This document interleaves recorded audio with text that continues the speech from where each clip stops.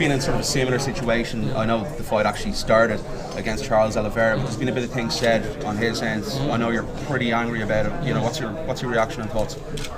You know, I feel bad for the guy. You know, I feel bad for the guy. I thought he was injured, and when he said he was injured, I feel bad. You know, it's the only way we get our money, you know, and stuff. But you know, after the fight, UFC came out saying that he had no injuries. You know, he had no major injuries. Am I the only one that saw that write-up? I'm pretty sure everyone saw it, and they said Charles Oliveira had no major injuries. You know, and I think a torn esophagus is a pretty major injury. You know, and to him to take a fight the week after I'm fighting in December 19th, that's kind of crazy. You know, I mean, if he was injured, wouldn't you think so? You take more time to recover and do PT and stuff. So I don't know, man. You know, if you're injured, show the reports, man. Put out the reports. And he's over here saying that he was injured, blaming the injury, that it wasn't him. He wants another crack at me.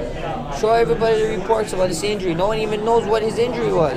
Someone said torn esophagus. I saw other people saying his shoulder. I saw people saying it was his neck.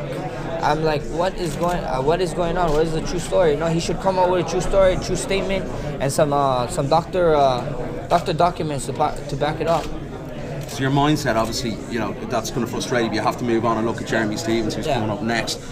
Let's look at the Stephens fight, because I know I think you've trained with Jeremy before in the past. Is that right? You actually lived in his house? Yeah. You know, that Oliveira fight, I don't care. You know what I mean? It is what it is. It happened. I got my paychecks. You know, my family's good. We're living, so it is what it is. I don't care. I moved on. You know, I got a fight, like how you said, in Jeremy Stephens, and yeah, you know, not that much people know. When Jeremy was getting ready for Anthony Pettis, he flew me out for 6 weeks. I lived with him. You know, I lived with him, and you know, and we was kind of acquaintance. You know, I never did train with him after that. I trained with him 6 weeks. I went home.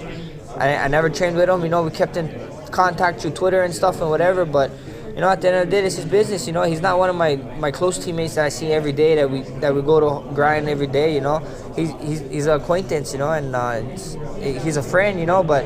I think we can put our friendship aside for, you know, 15 minutes, get in there, do our thing, you know, go get our paycheck, and then, you know, be friends right after. You know, it's just a business. You know, people take things too personal nowadays. You know, it's nothing personal. You know, it's just a business. He's not one of my guys that I wake up in Hawaii, I see at the gym 6 times out of the week. You know, he's not. So it is what it is.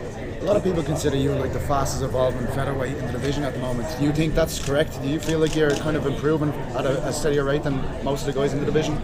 You know, I don't like to think about that kind of stuff. You know, when people start thinking about all kind of stuff that's out of their hand, they start stumbling. All I focus on is hard work, getting in the gym. You know, focusing on what's next and taking one step at a time. You know, and stay grounded. You know, people get a taste of little success in this business, and they start snowballing and start getting bigger than what they really are, and then you see it's a very sketchy ending. So I don't want to be one of those guys. You know, I want to ride this bus till the wheels fall off.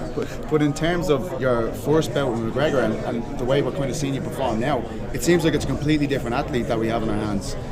Yeah, of course. You know, and I say this every time I talk. You know, this sport is changing. This sport is growing, and if you don't grow with it, you're gonna get left behind. You know, and luckily I've been able to grow. You know, I'm still young in this sport. I got a lot of more years, I like to think, in it, and you just gotta grow and take one step at a time. Keep your head straight and grow with the sport. Don't be scared to step out of your comfort zone. You know, and you gotta train everything, and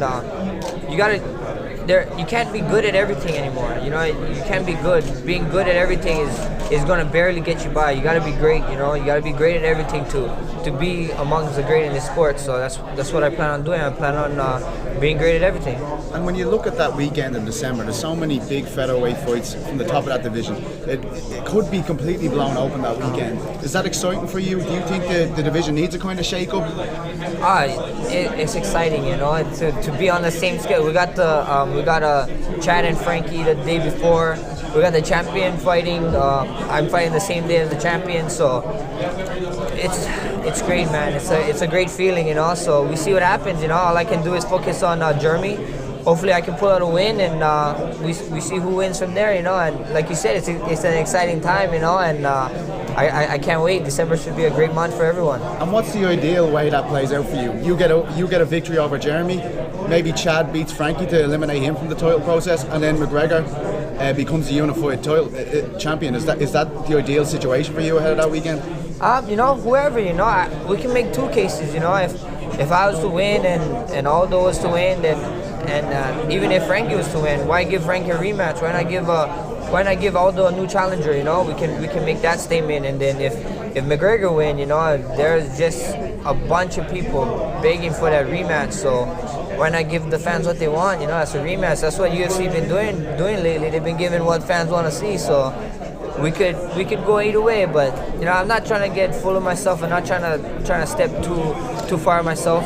I got Jeremy Stevens, and he got the power to put anyone to sleep. So we see what happens come December 12th. Now, obviously, you think you're going to be victorious over Jeremy, but how do you see them other two fights going? If you had to break them down yourself, who do you think's going to come out of the Frankie and Chad bout and the Conor and Aldo bout? How do you see them two going? I'm thinking Frankie with the Chad fight and his Chad fight, and then we see about that belt fight.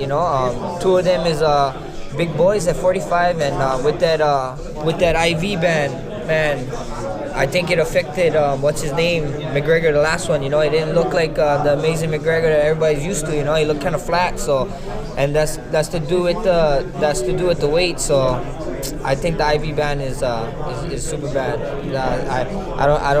With the IV ban happening, I don't know how that main event ends up.